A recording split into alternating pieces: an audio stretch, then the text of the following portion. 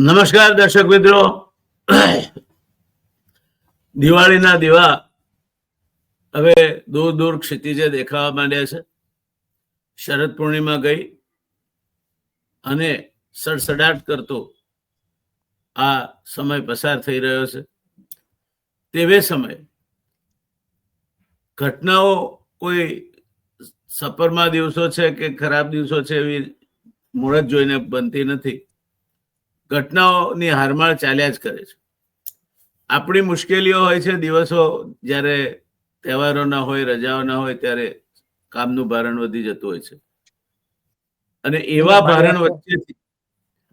ભારણ વચ્ચેથી આ ટેલિવિઝન સ્ક્રીનના સુપરસ્ટાર જગદીશભાઈ મહેતા સાહેબને આપણે મેળવી શક્યા છે. હવે તો એ પોતાની પણ ચેનલ, પોતાના અખબારી ગ્રુપની ચેનલના પણ મહાનિર્દેશક છે. સતત વ્યસ્ત રહે છે. એમની માગણી જુદા જુદા ચેનલોમાંથી મારા જેવા લોકો પાસેથી પણ આવતી રહે છે.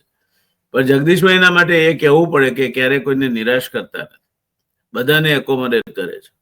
કદાચ એનું કારણ એમણે સંઘર્ષમાંથી પોતાના ઉત્કર્ષના શિખરે પહોંચ્યા છે તે હોઈ શકે. જગદીશભાઈને આવકારીએ. જગદીશભાઈ, સુપ્રભાતમ, આપનું સ્વાગત છે.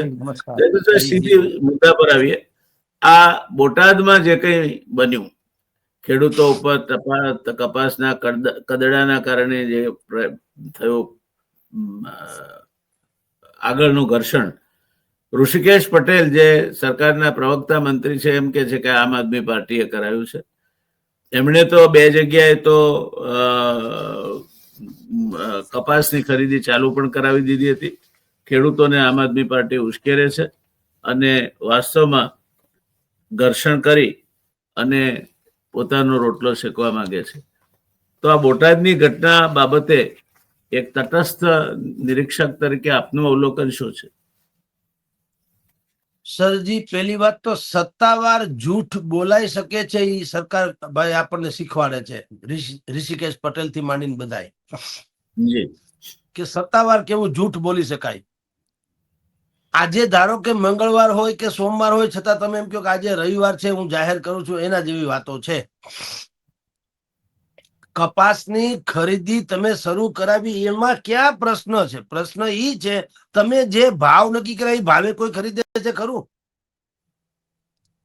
જો કેટલી ટ્વિસ્ટ થાય છે આઈટમ, અને કેવી લોકોને ભ્રમિત કરવાની વાત આવે છે. અમે કપાસની ખરીદી કરાવી શરૂ કરી, ભાઈ એ તો ચાલુ જ હતી, ખરીદી બંધ ક્યાં હતી? હા, માર્કેટ યાર્ડમાં ખરીદી તો ચાલુ જ હતી. ખરીદી બધા માર્કેટિંગ યાર્ડમાં થાય છે. પણ તમે જે ટેકાના ભાવ જાહેર કર્યા, ઈ ટેકાના ભાવે કોઈ લે છે ખરું? કોઈ લેતું નથી. ઉલટાનું કદડો, ઈ જે કડદો શબ્દ જે છે ને, ઈ આખા સૌરાષ્ટ્રમાં અત્યારે ડંકાની ચોટ ઉપર એક ને એક જેને કહેવાય ને એ વાગી રહ્યો છે. નામ છે કડદો. એ એટલી બધી ભયંકર ઘટના છે વ્યાસર, કે આપણે ખેડૂત નથી, આપણે કપાસ ઉત્પાદન નથી કર્યો, તેમ છતાં આપણા રૂવાડા ઉભા થઈ જાય કે આટલી હદે શોષણ થઈ શકતું છે માણસોનું. ખેડૂત પોતાની આખો ટેમ્પો ભરીને કપાસ લઈને 100 મણ કપાસ લઈને ધારો કે આવ્યો માર્કેટિંગ યાર્ડમાં. માર્કેટિંગ એમાં 100 મણ કપાસ લઈને આવ્યો એટલે પેલા તો જે 1400 રૂપિયા ટેકાના ભાવ છે એ ભાવે કોઈ લેતું નથી. આ પહેલી વાત. કપાસનો એમ કે તમારો પાક ભીનો છે, શ્યામણો છે, વ્હાઈટ બહુ સફેદી ઓછી છે, પછી એમાં ભીનાશ છે, એટલે કે આ બધા બાના કાઢી અને પેલા 1600 ને બદલે 1400 રૂપિયાની આળે ગાળેનો ભાવ નક્કી કરે. હવે ખેડૂતને એમ થાય કે હશે બાપા જે થયું એને પાછું રોજનું થયું. પાછું આમાં આ તો આ વખતે હળગ્યું, બાકી અટાવથી તો રોજનું હતું. તો થયું શું? એ લોકો બધા 1600 રૂપિયાને બદલે 1400 માં પેલા તો લઈ લે, અને પછી શું કે વેપારી કે ભાઈ એક કામ કરો, અમારી જીનિંગ મિલ જે છે અહીંથી 30-35 કિલોમીટર દૂર યા જીનિંગ મિલ છે, યા વેર હાઉસીસ છે, યા તો ગોડાઉન છે, તમે ન્યા માલ નાખી આવો, ડિલિવરી ન્યા આપવાની તમારે, એટલે એનો ખર્ચો ખેડૂત ઉપર જાય એમ. હવે ઓલાને એમ થયું કે ભાઈ હા હવે બીજું હું, હવે હેઠે હું હાકડે ભોગવવી હશે બાપા, બીજું હું. એ અહીંથી ત્યાં દેવા જાય. હવે એક તો 200 રૂપિયા અહીંયા મુંડાણા, 1600 ને બદલે 1400 ને આળે ગાળે ખરીદાણો. હવે ત્યાં જીનિંગ મિલ કે ત્યાં જે જાય તો ત્યાં શું થાય છે, ત્યાં કડદા માસ્ટર્સની ગેંગ આખી ઊભી હોય છે. જે કડદા માસ્ટર્સ હોય, ઈ શું કરે, પેલા તો અડધો ટેમ્પો માલ ઉતરવા દે. જો આ બહુ જ લોજિકલી વાત સમજવા જેવી છે. એ જો પેલી જ ગાહડીમાંથી કઈક માથાકૂટ કરે તો હજી બને કે ખેડૂત કદાચ પાછો વયો જાય, પણ અડધો માલ ઉતારી લે ને હવે અડધો જ ટ્રકમાં પડ્યો છે, પછી આ લોકો ખેલ નાખે કે ભાઈ આ ઉભા તો બહુ ખરાબ માલ છે. મને એમ કે બીજી ઘાસડીમાં સારો નીકળશે, ત્રીજી ઘાસડીમાં સારો નીકળશે, પણ આ તો નીકળો ખરાબ જ ખરાબ નીકળતો જાય છે. આ કોને કપાસ કોનો છે ભાઈ? ખેડૂતને બોલાવે એટલે ખેડૂત કે ભાઈ મારો છે, તમારા શેઠે લીધો છે, 1400 રૂપિયા ભાવ આપ્યા છે, આમ છે. અરે પણ આ હાલે એમ જ નથી કે આનું મહત્વ ન થાય. આ જીનિંગમાં અમારે રાખવો કઈ રીતે? અરે ઓલા કે ભાઈ સાહેબ ત્યાંથી જોઈ કાઢવીને લીધો ને. અરે કે શેઠને શું ખબર પડે? અમે તો જીનિંગ મિલમાં કર્મચારી અમે છીએ, માલ અમને ખબર પડે જીનિંગ મિલમાં. આ તમારો મેળ જ પડે. આ કપાસ ભાઈ સાહેબ પાછો લઈ જાઓ. હવે અડધો ઉતાર્યો છે, અડધો બાકી છે. અરે રે રે. પછી ખેડૂત ક્યાં જાય? અરે કે ભાઈ સાહેબ હવે તમે મને હેરાન કરો માં, ત્યાં તો 200 રૂપિયામાં એક તો ઓછા પૈસા લીધો છે, હવે તમે કયો હાલ એમ નથી તો મારે કરવું હું ને બીજું અડધો માલ આમાંથી હવે હું ચડાવું ઉતારું, એની મજૂરી એની ઉતરાય, વળી પાછું મારે કયા યાર્ડમાં જવું, ન્યા વળી મારું શું થાય, આ બધું ચૂથાઈ ગયું. આમ અમે કાંઈ જાણીએ નહીં. આ કપાસ હાલે એમ નથી. હવે ઓલા ઉભર્યો ભાઈ શેઠ ની વાત કરાવું, ઈનો ઈ ગેંગ પાછી જેને માર્કેટિંગ યાર્ડમાં 1400 રૂપિયા લઈ લીધી, ઈ શેઠ ને પાછો ફોન કરે. શેઠે સમજેલો, ખબર જ હોય કે હમણાં ફોન આવશે. આ તો બધું ત્રાગુ છે ને, બહુ વર્ષોથી બધું આખું નાટક છે ગોઠવાયેલું. નાટક. એટલે શેઠ ફોન ઉપાડે, પછી એને આની કથા બધી કરે. એટલે શેઠ એમ કે તો આપો ખેડૂતને કે ભાઈ એક વાત સાચી, પણ મેં તો પેલી ઘાસડીમાં તારો કપાસ જોઈ અને તને 1400 ભાવ આપ્યો હતો. ઈ ઘાસડીનો કપાસ સારો હતો. એક કામ કર, ઈ એક ઘાસડી મૂકવી તો મૂકતો જાય, એના પૈસા લઈ લે. બાકી હવે આ માણસો કે છે તો હવે મારે આ બધો માલ તો ઘર જમાની જેમ પડ્યો રહીએ, તો મારે શું કરવાનું? હવે પાછો લઈ જા. એટલે ખેડૂત પાસે આવે પરાકાષ્ઠા. પગે પડવા સિવાય, કરગરવા સિવાય, રડવા સિવાય, માફી માંગવા સિવાય, હે ભાઈ મને બચાવો, મારા વ્યવહાર અટકી જશે, મેં કેટલાય પાછી ઓછી ઉધારા કર્યા છે, મારે કેટલાયના હપ્તા ભરવાના છે, મારે દીકરીનો આણા પરિયાણા કે લગ્ન કરવા છે, હવે બધું મારા વ્યવહાર અટકી જાય તો માથાકૂટ, કોઈ પણ હિસાબે મને બચાવો. એટલે ઈ બચાવની હાલતમાં થઈ જાય. ખેડૂત ઉત્પાદક છે, જગતનો તાત. ઈ જગતનો તાત શબ્દ ખોટો છે, જગતનો સંતાપ આ લોકોએ કરી નાખ્યો. તાપ નહીં, સંતાપ. ઈ કરગરે પછી ઓલા ઉપકાર કરતા હોય એમ શું કે ખબર છે કે ભાઈ તમે બહુ કયો છો ને આનું અમારે મોહતું પણ થાય એમ નથી. હવે એક કામ કરો, એ 1400-200 કાંઈ નહીં, 900 થી 1000 રૂપિયા આવે, બોલો તમારી અનુકૂળતા હોય તો રાખો, ને તો કહીએ તમે કરગરો છો એટલે એમ, બાકી અમારે તો જોતો જ નથી. હવે જરૂર જ નથી અમારે. બોલો ખેડૂત જાય ક્યાં? બોલો અડધો ખટારો તો ઉતારી ગયો માલ, અને વેરણ છેરણ પીડ્યો હોય, અને પછી શું કરે? હા બાપા 1000 તો 1000. ઈ 1400 માં નક્કી થયો, ઈ જીનિંગ મિલમાં 1000 માં પડાવી લે, ઈ 400 રૂપિયાનો કડદો કહેવાય. આ કડદો હવે ઈ બોટાદ માર્કેટિંગ યાર્ડમાં વર્ષોથી ચાલે. અને ગઈકાલે જયારે આમ આદમી પાર્ટીએ 2-4 દી પહેલા આંદોલન શરૂ કર્યું, અત્યારે તો પરાકાષ્ઠાએ પહોંચી ગયું, પણ ઈ શરૂ થવાનું હતું ત્યારે એના ચેરમેને શું કીધું? પ્રેસ કોન્ફરન્સ જેવું બોલીને બોલો કે હવે અમે જાહેર કરીએ છીએ કે કડદા પ્રથા નહીં અપનાવીએ. એટલે અત્યાર સુધી હાલે એ સ્વીકાર તો કર્યો. હા, સ્વીકાર કર્યો કે અત્યાર સુધી ચાલતું હતું પણ હવે નહીં કરીએ અમે. બોલો, અને નહીં કરીએ એ કીધું તો ઓલા લોકોએ કીધું કાંઈ વાંધો નહીં, સારી વાત છે, ન કરો તો ન જ કરવું જોઈએ, પણ એક કામ કરો, તમે લેખિતમાં આપો એટલે ડખો મટે. તો હવે તમારે જો નથી જ કંઈ કરવું ને તમે બોલેલું પાળવાના હો તો લેખિતમાં આપવામાં વાંધો શું? લેખિત ન આપ્યું, એમાં થયો ડખો. એટલે ખેડૂતોની સભા થઈ, ધરણા પ્રદર્શન કર્યા, અને બીજે દિવસે એને કીધું અમારે મહાપંચાયત કરવી છે. આમ આદમી પાર્ટી વાળાએ જાહેરાત કરી કે ભાઈ તમે હવે કોઈ હિસાબે ખેડૂતોને લૂંટવા જ બેઠા છો, સત્તાવાર લૂંટ, તો અમારે શું કરવું? એટલે ખેડૂતોની મહાપંચાયત બોલાવી. તો ત્યાં 144 ની કલમની જાહેરાત કર્યા વગર માર્કેટિંગ યાર્ડ ફરતે હજારો પોલીસો ખડકી દેવામાં આવ્યા. અહીંયા કોઈને આવવાનું થતું નથી. અંદર ગાદલા ગોદડા હતા એ બધા બહાર ફેંકી દીધા, અહીંથી બધા ભાગો, હાલો માર્કેટિંગ યાર્ડ ખાલી કરો. એટલે ઓલા લોકોએ કીધું બાજુને એક હળદળ ગામ છે, અમે ન્યા સભા કરીશું. મૂળ તો અમારે ખેડૂતોના પ્રશ્નોની વાત કરવી છે. તો તમે વિચાર કરો વ્યાસ સર, કે કોઈ ખેડૂતો અથવા તો કોઈ પણ સમાજ કે કોઈ પણ વર્ગ પોતાની વ્યથાની ચર્ચા માટે મળે, એ લોકશાહીમાં કઈ રીતે અજુગતું ગણી શકાય?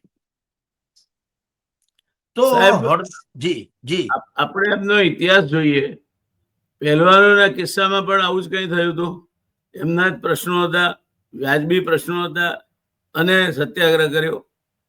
પંજાબ, હરિયાણા, રાજસ્થાન, ઉત્તર પ્રદેશ, પશ્ચિમ એના કિસાનોનું પણ આંદોલન વ્યાજબી ભાવના મુદ્દે જ હતું. 300 કિસાનો શહીદ થયા, છતાં પણ નમતું જોખવાની વાત નહીં. અને છેલ્લો દાખલો અત્યારે આપણે જોઈએ તો લદ્દાખમાંથી જે આખી શાંતિ યાત્રા નીકળી અને એની આગેવાની જે ભાઈએ લીધી, એમને પૂરી અને જેલમાં પૂરી દીધા છે કે તમે રાષ્ટ્રહિત વિરોધી કામ કરો છો. એટલે આ સરકાર, બ્રિટિશ સરકારના વખતમાં સાહેબ, મારા પિતાજી એવું કહેતા હતા કે ઝેર વધ્યા ને વેર વધ્યા, વળી વધ્યા કાળા કેર તણા કરનાર, દેખ બચારી બકરીનો પણ સૌ કોઈ જાતા પકડે કાન, એ ઉપકાર ગણી બ્રિટિશનો, હરખ હવે તું હિન્દુસ્તાન. તે સરકાર તમને દંડાય મારે, સરકાર જેલમાં પૂરી દે, સરકાર ધારે તે કરે, તમારા કોઈ નાગરિક અધિકારો નહોતા. એમાંથી આપણે 15મી ઓગસ્ટ 1947 ત્રિરંગો ફરકાયો અને આઝાદ થાય. તે પછી પણ આ સ્થિતિ, અને એના સિવાય પણ મંત્રી ઋષિકેશ પટેલ આવું અડરતું જૂઠું કેમ બોલે છે? બોટાદની ઘટના ખેડૂતોનું આંદોલન નહીં, કાવતરું હતું ઋષિકેશ પટેલ. આવી હેડલાઇન હેઠળ એમની વાત પ્રગટ થઈ છે. એનાથી એક બીજી વાત કરું. આજે તમામ દૈનિકોમાં એ મેટર છપાણી પણ છે, અમે પણ છાપી છે. ઋષિકેશભાઈએ એમ કીધું કે અહીંયા જે હળદળ ગામમાં જે હડકંપ મચ્યો, જે કાવતરું હતું, એ સ્થાનિકોનું નહોતું, બહારથી આવેલા તત્વોનું હતું. હવે તમને હું એને પ્રશ્ન કરીએ, જો બહારથી લોકો આવીને અહીંયા તોફાન કરી ગયા તો તમે અંદરના માણસો માર્યા શું કામ? જી, માર્યા તો આપણના લોકોને, હળદર વાળાને માર્યા. ઘરમાંથી કાઢીને સાહેબ પોલીસે જે જુલમ ગુજાર્યો છે, પાટીદાર અનામત આંદોલન વખતે જે પાટીદારોની શિકાયત છે કે ઘરમાંથી બેન દીકરીઓને કાઢીને મારી છે, ગાળી ગલોચ કરીને, વિડીયો ફૂટેજ છે. આમાં આપણે કાંઈ ભડકાવતા નથી ને આપણે કોઈ સરકારની વિરુદ્ધમાં છીએ નહીં. તમે જે કારનામા કર્યા તો કેવા કે નહીં? કઈ ગંગા પવિત્ર હોય એટલે એની ગંદકી થોડી પવિત્ર હોય? ગંદકી હોતી હે. એમ તમે જે કારનામા કર્યા છે તો કેવા કે નહીં? બધા જ વિડીયો ફૂટેજ છે. લીગલી કહું, બધા જ છે. અમે લોકોએ આજે એક પાનું ભરીને છાપ્યું છે સાહેબ અમારા દૈનિકમાં, કે દરેકના ઘરમાંથી. અને તમે વિચાર કરશો વ્યાસ સર, મજાની વાત ઈથી પણ કહો, 84 લોકો સામે કેસ છે, 84. એમાં પાટીદાર હાવ ઓછા, 3 થી 4 કે 5. બાકી બધા કેવા? રાજુ કરપડાની જ્ઞાતિના, આહિરથી માંડીને જે તમે ગણો તે. હવે ઈ કેમ તમે આઈડેન્ટિફાય થાય? તોફાન તો હજારો લોકો હતા. તમને કેમ ખબર પડી કે આ જ લોકો હોય? એટલે તમે જો કેવા ટાર્ગેટેડ કેવી વાત કરવામાં આવી છે, ઈ તમને આપને કહેવા માંગુ છું. એટલે બે જૂથ પડી જાય આમ આદમી પાર્ટીમાં પણ. હા, હવે પ્લાન બી જુઓ. ઘરે જઈને બધી બેન, એક બેનના ઘરે ડોસીમાં એકલા હતા અને બેન પોતે હતી, એનો વિડીયો ફૂટેજ છે. એને કીધું અમારે અહીંયા કોઈ જણ છે જ નહીં, તો ડોસીમાં હતા, તો એના બાથરૂમ સંડાસ છે, એના દરવાજા તોડી નાખે, કદાચ અહીંયા સતાણા નથી ને કોઈ મારવા હાટું.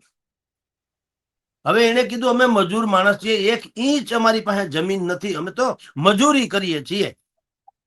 અને મેં ના પાડી કે ભાઈ ડોસીમાં હાજા માંદા અમારા સાસુ છે, ઈ છે, બાકી અમે છીએ, ઘરમાં કોઈ છે નહીં. તો પણ લાઠી દંડા લઈને આવ્યા, બધી તોડફોડ કરી અમારા મકાનમાં, અને મારવાની બીકે, પણ હવે કોઈ જણ મળ્યું નહીં એમ.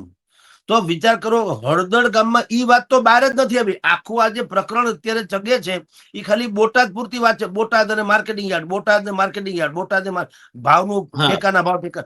એના કરતા આ જે આખો નૃસંહાર જેવી વાતો છે એ તો બહાર જ નથી આવી. હળદર નામનું ગામ છે, ભયંકર અત્યાચાર કહેવાય. આ રીતે નિર્દોષ માણસોને, બેન દીકરી હોય, માજી હોય, વૃદ્ધ હોય, માદા હોય, એની પાસે જરા કે ટુકડો પણ જમીન ના હોય, એને તમે આ રીતે પોલીસનો ઉપયોગ તો બ્રિટિશ રાજમાં નહોતો થતો આ રીતે. તો પછી સર ન્યાય એક વિડીયો, આપણા પત્રકારો હતા મીડિયા વાળા, તો પોલીસે ઈ પત્રકારોને અટકાવ્યા અને એને એમ કીધું કે આ બધું બંધ કરી દો, તમારા કેમેરા બેમેરા. ઓલાએ કીધું ભાઈ અમે અમારું કામ કરીએ, તમે તમારું કામ કરો. એને કીધું કાંઈ નહીં, ગઈકાલે કે પથ્થરમારો અમારી ઉપર થયો પોલીસ વાળા ઉપર, તેથી તમે ક્યાં ગયા હતા? તો પત્રકારે કીધું ભાઈ ઈ પણ અમે કવરેજ કર્યું છે, છાપામાંથી માંડીને અમારા તમે વિડીયો ફૂટેજ જુઓ, બધે અમે મૂક્યું જ છે, ઈ પણ મૂક્યું છે, પથ્થરમારો થયો ઈ પણ મૂક્યું છે. હવે તમે જે લાઠીચાર્જ કરો છો ઈ પણ મૂકીએ નહીં. એ કેમેરા બેમેરા આંચકી લેવામાં આવ્યા અને બને એટલું એમાં કવરેજ ન થાય. ઈ શું કામ ભાઈ? તમારે જો લીગલી જ કામ કરવું છે તો તમને ભય શેનો છે, પણ લીગલી નહીં, ટાર્ગેટેડ 84 ઉપર કેસ થયા, એમાં પણ બાકાયદા જે કાસ્ટિઝમ જેને કહેવામાં આવે ને, રાજુ કરપડાની કઈ જ્ઞાતિ છે, ઈશુદાન ગઢવીની કઈ જ્ઞાતિ છે, પ્રવીણ રામની કઈ જ્ઞાતિ છે, ની સાથે એવાને ટાર્ગેટેડ કર્યા. આ કેવું કહેવાય? અને ગઈકાલે જે હળદર ગામમાં મારવામાં આવ્યા એમાં પણ કઉ છું, એમાં પાટીદાર ઓછા. શું કામ? કાલ સવારે ઓલું પાછું પાટીદારનું પેલા જેવું ન થાય એને નહીં. હા, એટલે આવી રીતે પોલીસે સિતમ ગુજારો, એ વાત પાછી ક્યાંય નથી આવી. અને તમે કલ્પના કરો વ્યાસર, કેવી ગોઠવણ હશે.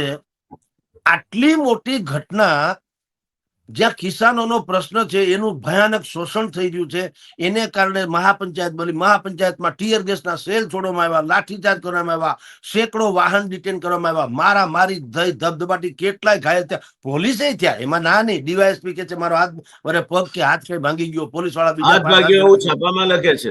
છાપામાં એનું એ તો એન્કાઉન્ટરમાં તમને ખબર છે ને, એન્કાઉન્ટર હંમેશા જયારે થાય પોલીસને છરકોટ થાય, એને હંમેશા બચી જાય, સામે વાળો પાછો મરી જ જાય.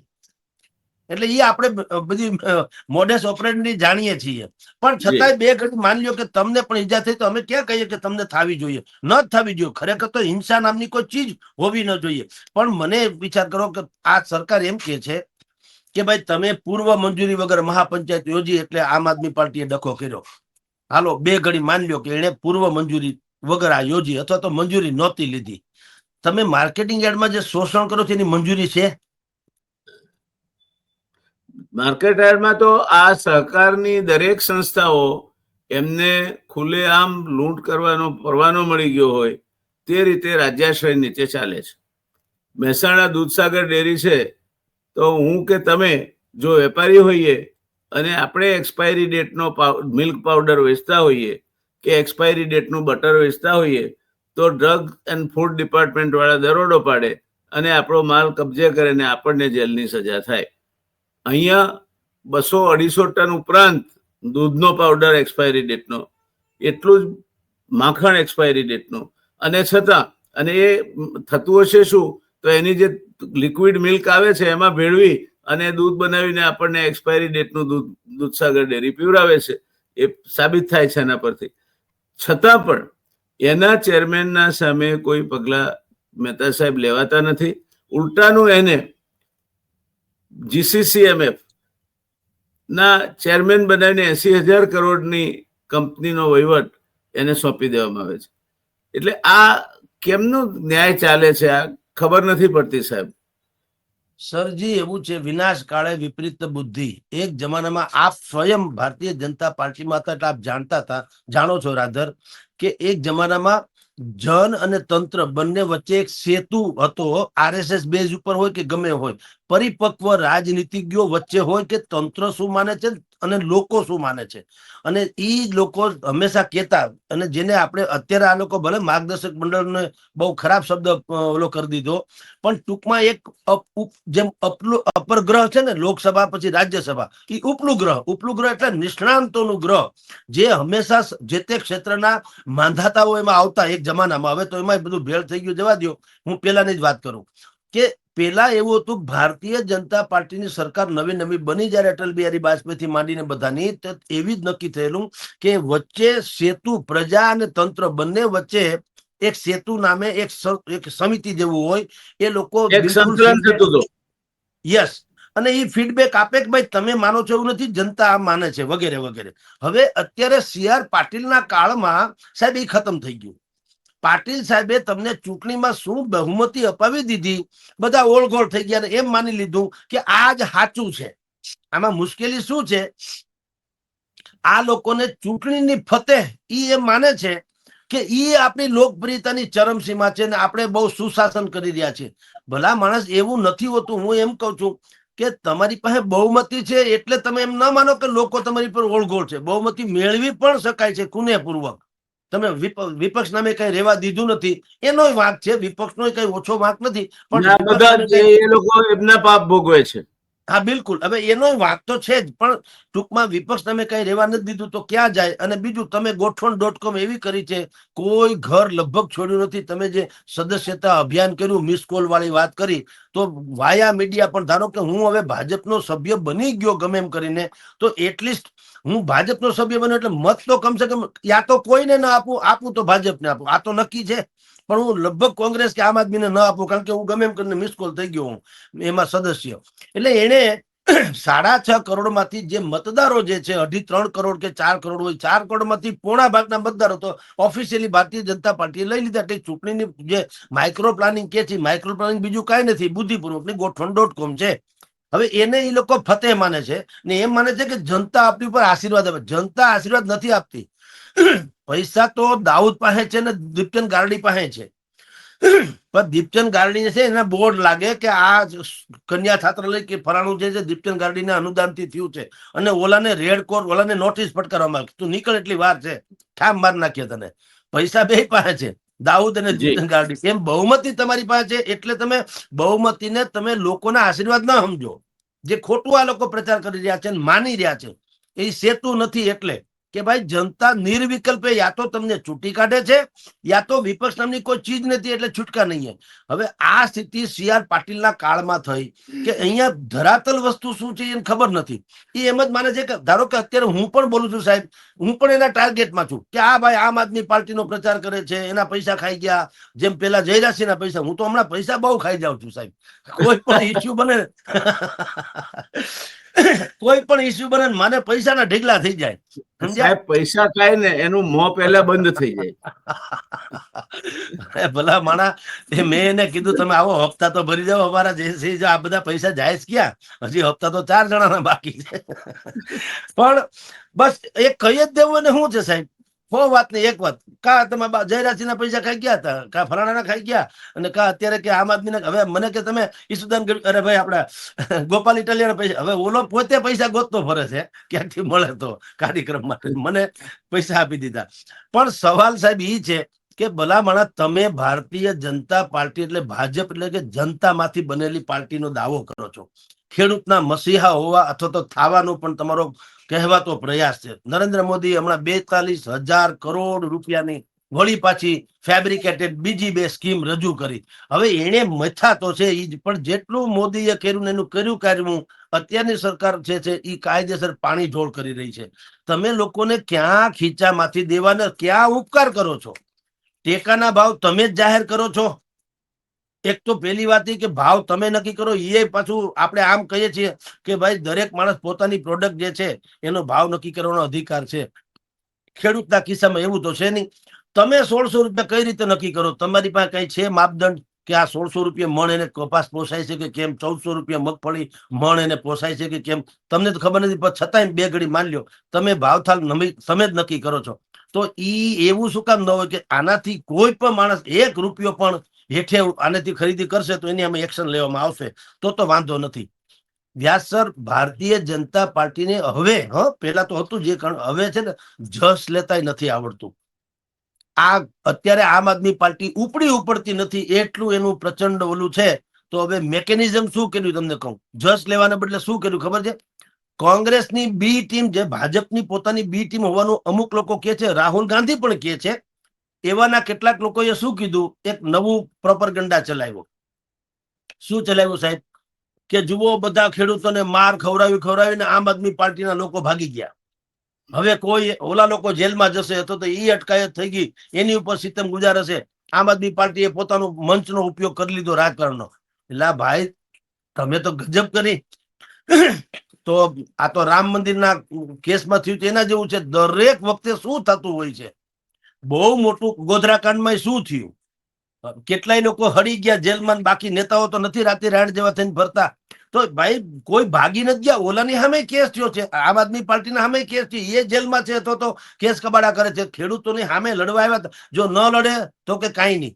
કોંગ્રેસ આમાં જે રીતે ખામોશ રહી સાહેબ, એની આપણે આલોચના કરી બે આના ગઈકાલના ટીવી ચેનલોમાં બધામાં કે ભાઈ વિપક્ષ તો કોંગ્રેસ પણ છે ને, તો કોંગ્રેસ ખેડૂતોની હામી શું કામ? આટલો મોટો ઇસ્યુ 54 લાખ કિસાનોનો ઇસ્યુ છે સાહેબ, 54 લાખ, અને 400 જેટલા માર્કેટિંગ યાર્ડમાં નેરા કતલખાના છે, મામા કંસના દરબાર જેવા છે, 400 તો કોંગ્રેસને એટલી બુદ્ધિ ન હોવું જોઈએ કે ભાઈ આ ઇસ્યુમાં આપણે પડીએ. પાલભાઈ આંબલિયા જેવો ભયંકર સારો કિસાન નેતા તો છે આપણી પાસે, અને એ મિકેનિઝમ કરીને કોંગ્રેસે પણ હાથમાં લઈ લીધું હોત તો શું વાંધો હતો? હવે એ ન કર્યું એની આપણે ગઈકાલે આલોચના કરી. ભાઈ કોંગ્રેસની ખામોશી તો જુઓ, આ દુર્જનોની સક્રિયતા કરતા સજ્જનોની નિષ્ક્રિયતા વધુ ઘાતક. વધારે અમે એ ખતરનાક. આલોચના કરી તો એના કાઉન્ટર એટેક તરીકે મને ગઈકાલે કહેવામાં આવ્યું કે આમ આદમી પાર્ટીએ આનો રાજકીય ઉપયોગ કર્યો, બધાને માર ખવડાવ્યા ને એ વયા ગયા. બોલો. પણ છતાં આપણે એ પ્રગટ કર્યું છે. બિલકુલ તમને અધિકાર છે, તમે જે કહ્યું તમારા નામે છે ને, તમે કયો સાચું ખોટું, જે જનતા નક્કી કરશે કે ખરેખર આમ આદમી પાર્ટીએ આની રાજનીતિ કરી કે કેમ. અને ગઈકાલે અમે બિલકુલ જેટલી ચેનલમાં હું આવ્યો મેં બધામાં કીધું કે જો આને નહેરુ રાજનીતિ કરશે તો આમ આદમી પાર્ટીનો સત્યાનાશ થશે. આ ઇસ્યુ રાજનીતિનો નથી, આ કાયદેસર રાજધર્મનો છે. વાસ્તવિક પ્રશ્ન વાસ્તવિક છે, વાસ્તવિક ધરા પર છે. ખેડૂત હા, શોષાય છે, લૂંટાય છે, મજબૂર થઈને એને વેચવું પડે છે, અને એના આદે અધૂરા રહે છે. એટલે આમાં કોઈ રાજકારણ હોઈ શકે જ નહીં. આમાં રાજકારણ કઈ રીતે હોઈ શકે? અને તમને બીજો એનો આડ લાભ મળે એ સારી વાત છે. તમે આ ઇસ્યુ ચગાવો અને તમારા પ્રત્યે ખેડૂતોને સહાનુભૂતિ જાગે એ બીજી વાત છે. હું નોકરી કરું છું એટલે મને પગાર મળે છે, પગાર મળે એટલે નોકરી કરું એવું ન હોય. મારે નોકરી જે પત્રકાર તરીકે હું કામ કરું છું એના મને 100% પગાર તો મળે જ છે, એમાં કોઈ સંશય નથી. પ્રસિદ્ધિ મળે, પગારે મળે, પણ મારો એમ પગાર નથી. મારો એમ છે સત્ય સમાજને પીરસવાનો. એવું તો રાજકારણમાં હોવું જોઈએ ને કે ભાઈ ઇસ્યુ સાચો છે, પછી એનો બેનિફિટ મળે તો જુદી વાત છે. તો બેનિફિટ લેવાનો અધિકાર તમામને છે. વિપક્ષમાં કોંગ્રેસને હતો, ભાજપની પાસે કિસાન સંઘ નથી, તો એ શું કામ અત્યારે ખામોશ છે? તો એ કિસાન સંઘ શેનું છે મને કયો જી? ખાલી વાતું જ કરવાની છે. કિસાન સંઘનું તો મહેતા સાહેબ મોડસ ઓપરેન્ડની મેં જે આ છેલ્લા કેટલાક વર્ષોમાં જોયું છે, એ કોઈ પણ કિસાન આંદોલન એક ચરમસીમાએ પહોંચે અને સરકાર ભીંસમાં મુકાય અને પછી સરકાર એમાં કઈ કન્સેશન આપવા માંગતી હોય ત્યારે કિસાન સંઘ પછી ધરણા અને દેખાવો ચાલુ કરે, અને એમના માધ્યમ થકી આ સમાધાન થયું. આ નાટક ભજવવામાં આ લોકો એટલા માહિર થઈ ગયા છે કે કિસાન સંઘ ત્યાં સુધી કોઈ જગ્યાએ ચિત્રમાં નહીં આવે. બસ એ જ વાત છે સાહેબ. ભારતીય જનતા પાર્ટી પાસે એટલા બધા સેલ છે, ડોક્ટર સેલ છે, કિસાનનો સેલ છે, દરેક પ્રકારના સેલ છે. એક ખાલી ગમે તે લીગલી તો બેટરીનો બલ્બ લગાવો ચાલુ થાય. લીગલી કહું ને તો બુટલેગરોનો લીગલી નથી. ને તો એક યાદી એવી વચ્ચે બહાર પડી હતી, બોલો, યાદી આવી હતી સોશિયલ મીડિયામાં, ફરીથી છાપામાં છપાણું હતું કે જે આમાં પાછું લખેલું હતું રજીસ્ટર જેવા, લાયસન્સ ધારી કેમ હોય એના જેવા, કે અમુક જે લોકો બુટલેગર છે એને કહી દો કે આ વખતે આમાં કામ, ચૂંટણી વખતે સત્તાવાર યાદી, સત્તાવાર કહું છું, પાછું બે સત્તાવાર. એવું મારા પણ સાંભળવામાં આવ્યું છે કે આ બુટલેગરોને ઝોન વાઇઝ અમુક અધિકારીઓ દ્વારા બોલાવવામાં આવ્યા હતા અને એમને પૂછવામાં આવ્યું કે તમારું ભરત કેટલું છે, દર મહિને શું છે, તો કે એ તમે 2 મહિનાના હપ્તા આપી દો અહીંયા ચૂંટણી ફંડમાં, અને 2 મહિના તમારી પાસેથી હપ્તા લેવામાં આવશે નહીં, તમારે એડવાન્સમાં ચૂકવી આપવાના. આ પ્રકારની પરિસ્થિતિ પણ થઈ છે. એવું ઘણી જગ્યાએથી, આપણે તો આ લાઈનમાં નથી એટલે આપણને અધિકૃત માહિતી ના હોય, પણ લોકવાયકા હોય, જયારે ધુમાડો નીકળતો હોય તો આગ લાગતી હોય તો ધુમાડો નીકળતો હોય છે. તો સાહેબ એના કારણે મારા મનમાં એક બીજો પ્રશ્ન ઉભો થાય છે કે વિસાવદરમાં ગોપાલ ઇટાલિયા પ્રકરણ આખું ગાજ્યું, અને વિસાવદરમાં ભારતીય જનતા પાર્ટી ગણો કે જયેશ રાદડિયા ગણો, એને હાર જોવી પડી. એ પછી સૌરાષ્ટ્રમાં બીજા બાજુ બીજા કોણે બોટાદ જાગ્યું. તો લાગે છે કે આ જે રીતે સૌરાષ્ટ્રમાં એક પછી એક ખેડૂતને સંડોવતા આંદોલનો અને ખેડૂતના અન્યાયને સામે બળ પ્રયોગ થતો હોય, એના ઉપર લાઠીચાર્જ થતો હોય, એના ઘરમાં બેસીને બેન દીકરીઓને પણ મારતા હોય, વિપક્ષ ગાળો બોલતા હોય, એ એક પ્રકારનો જે રોષ છે એનું પરિણામ આખા સૌરાષ્ટ્રમાં ફેલાશે એવું લાગે છે આપને? સરજી પરમ સત્ય એક અંદર ખાને જે વાત છે એ કહું, ભારતીય જનતા પાર્ટીએ સાંભળવા માટે કાનની જરૂર, હવે છાતીની જરૂર છે આ વાત સાંભળવા માટે. એ તો 56 ની છે એમની પાસે તો. આ પણ એ પ્રહાર કરવા માટે છે, સહન કરવા માટે નથી. હું એમ કહું સાહેબ, જી અત્યારે અંડર કરંટ એવો છે, લેવા કડવા પાટીદારોનો મોટા ભાગનો સમૂહ આમ આદમી તરફ ધસમસતો જઈ રહ્યો છે. આ એક જી વાત નંબર 2, ભારતીય જનતા પાર્ટી પાસે સલાહકારોનો એવો દુષ્કાળ છે અને ચમચાઓનો એવી ભરમાર છે કે સાચી વાત નથી કરતા. એમ કે મારો કૂટો, બીજી વાત નહીં. જગદીશ મહેતા બોલો, જગદીશ મહેતાને જેલમાં ઘાલી દો. ખેડૂતો અવાજ ઉઠાવે, ખેડૂતો માટે લાઠીચાર્જ કરો. આપણી પાસે પરમ ભયંકર સત્તા છે, કોઈથી કઈ ભૂંજો પાપડે ભાંગે એમ નથી, મજા કરો. હવે ખબર નહીં કેમ મારી પર સેંકડો કેસ કરાવો, ચારે કોરથી. અહીંથી ફલાણાભાઈ કેસ કરે, ઓલી કોરથી ઢીકણાભાઈ કેસ કરે, પછી તમે એમ કે કેટલેક પહોંચશો. આ પ્રકારની જે એની નીતિ છે ને, એ બતાવે છે કે ના, સલાહકારો જે છે ને એ બિલકુલ આને કઠડે ચડાવે છે. અને ભારતીય જનતા પાર્ટી સૌરાષ્ટ્રની તો ખાસ કહું, ગુજરાતની મને લાંબી ટૂંકીને અહીંની વાત કરું તો તસુ એ તસુની ખબર છે સાહેબ. હું હમણાં ભરૂચ ખેડૂત સંમેલનમાં જઈ આવ્યો, ખેડૂત સમાજે કર્યું હતું. ત્યાં પણ એક આખું જીએમડીસી નો પ્રોજેક્ટ આવે છે, તો એક આખું ગામની જમીનો પ્રોજેક્ટમાં જતી રહે છે અને બધી મોટાભાગની ખેતીની જમીનો બીજા ગામોની પણ જાય છે.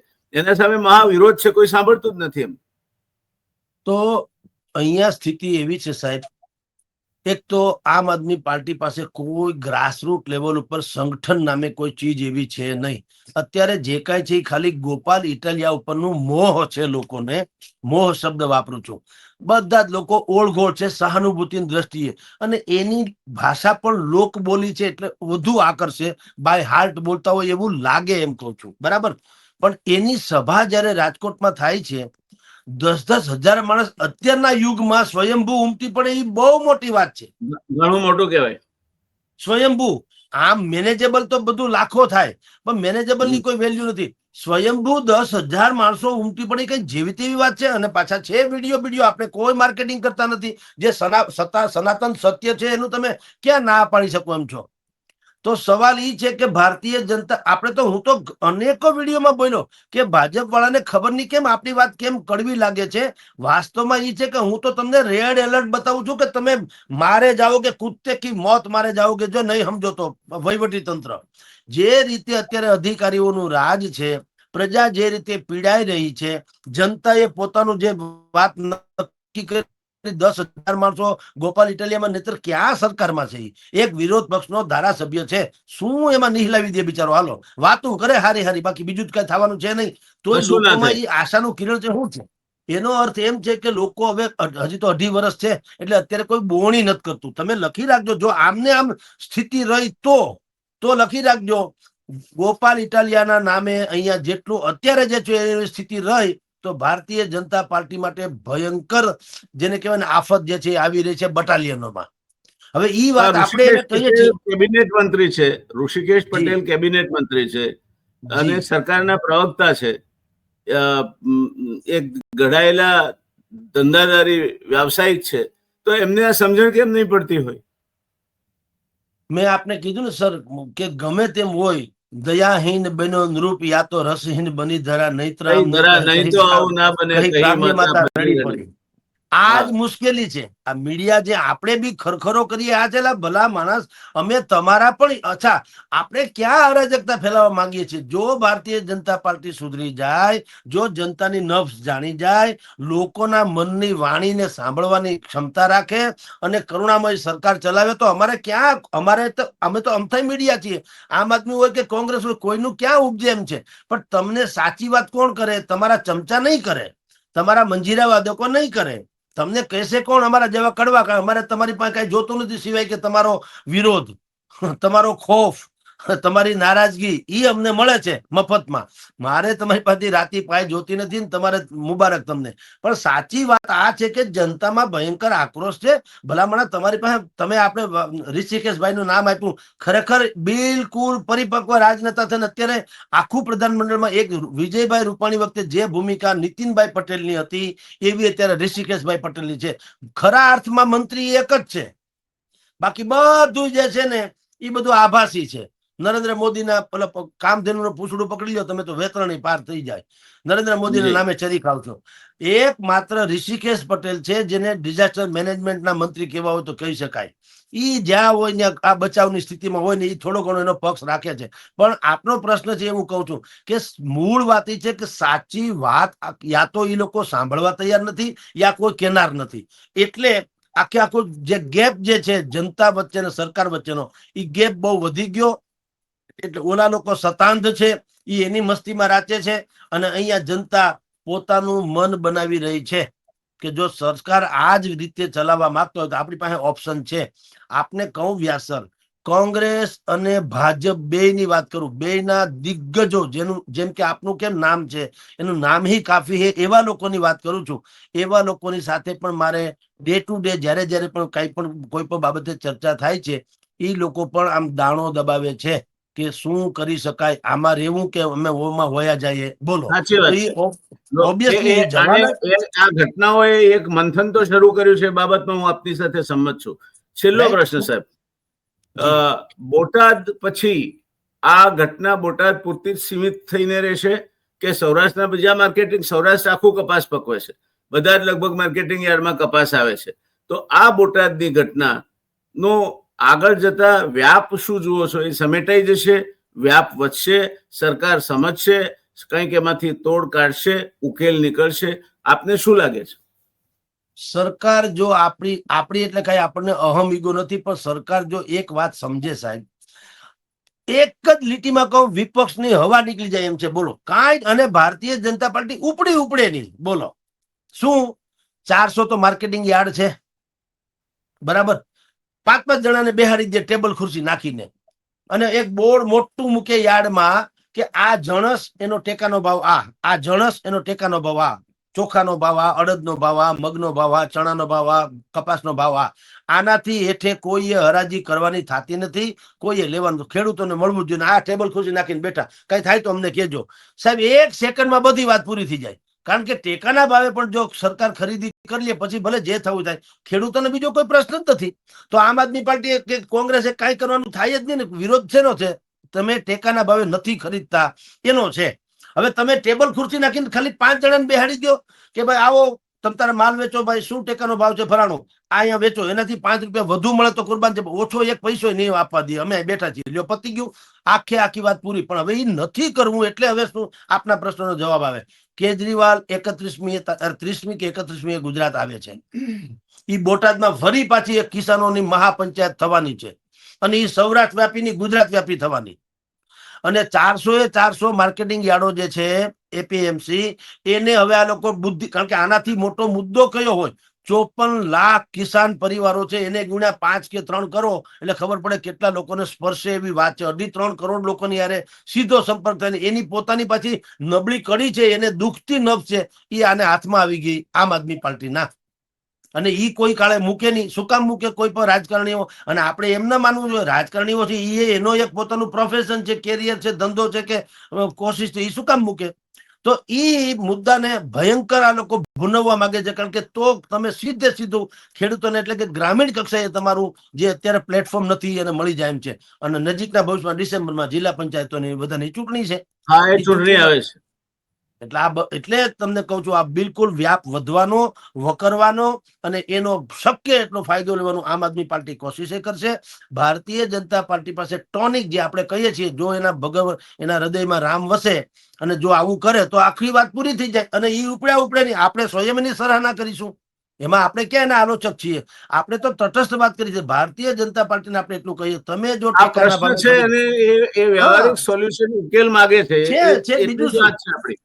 બસ આપણે એટલી કોઈની જ વાત સાથે છે. જોડાયેલા. Yes sir.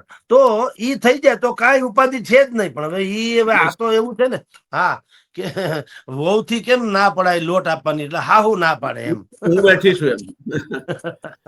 ધન્યવાદ સર. દર્શક મિત્રો, જી આ હતા જગદીશભાઈ મહેતા સાહેબ. એક બાજુ સરકારે આયાતી કપાસ ઉપરની જકાત માફ કરી દીધી. ડિસેમ્બર સુધી જકાત વગર તમે કપાસ આયાત કરી શકશો. બીજી બાજુ ઓક્ટોબર મહિનાના મધ્યથી કપાસની નવી આવકો માર્કેટ યાર્ડમાં શરૂ થઈ છે, એટલે કપાસનો નવો માલ આવે છે. ત્રીજી બાજુ 50 લાખ ઘાસડી પુરાંત છે, એ આગળ ખેંચાવાની છે. આ પરિસ્થિતિમાં આમે ખેડૂતને આ વખતે કપાસના ભાવ દબાયેલા મળે અથવા તો અપૂરતા મળે તેવી પૂરી શક્યતા હતી.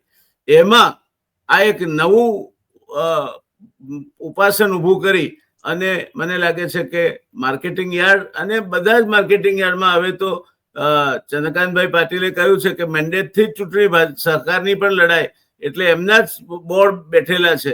ત્યારે એમના થકી જે કંઈ થઈ રહ્યું છે એના કારણે વ્યાપક ખેડૂત અસંતોષ ઉભો થાય તેવી શક્યતા છે. ખેડૂતોની માગણી વ્યાજબી છે. ખેડૂતને આ કપાસના પાકના જો ભાવ નહીં આવે તો પાયમાલ થઈ જશે. અને એક બાજુ તમે જકાત મુક્તિ કરી છે, આયાતી કપાસની હરીફાઈ કરવાની છે, બીજી બાજુ 50 લાખ ઘાસડીનો સ્ટોક પડ્યો છે, અને ત્રીજી બાજુ આ કડદો એટલે ભંગારના ભાવે લઈ લેવું, એ પ્રકારની પરિસ્થિતિ સૌરાષ્ટ્રના ખેડૂતો વેઠી રહ્યા છે. તો આપણી સૌની સહાનુભૂતિ કિસાનો સાથે છે અને પ્રાર્થના પણ છે, સરકારને પણ વિનંતી છે કે છેવટે તો આ બધા જ તમારા મતદારો છે. તમે એમના થકી છો, એ તમારા થકી નથી. સરકારો આવે છે અને સરકારો જાય છે. ઇતિહાસ યાદ એમને જ રાખે છે જે પ્રજા વત્સલ છે. આજે કૃષ્ણકુમારસિંહજીને કે ભગવતસિંહજીને કે જામ સાહેબને લોકો યાદ એટલા માટે કરે છે કે એમણે રાજ્યનો વહીવટ પ્રજા વત્સલ રહીને ચલાવ્યો. સયાજીરાવ ત્રીજાને આજે એટલા માટે યાદ કરે છે કે એણે કેટલાય સુધારા કર્યા, કન્યા કેળવણી ફરજિયાત કરી ત્યાંથી માંડીને લાઇબ્રેરી સુધીના, આના કારણે એના સુવહીવટને આજે પણ પ્રજા યાદ કરે છે. અમને ગૌરવ છે કે અમે જૂના વડોદરા રાજ્યના વતની છે એમ કહે છે ગૌરવથી. તો મહેતા સાહેબ, આપનો ખૂબ ખૂબ આભાર, અને મળીએ હવે બીજી એક ટોપિક સાથે આ શોની ઓલી પાર. દર્શક મિત્રો, આપની રજા લઉં છું. ધન્યવાદ. શુભરાત્રી.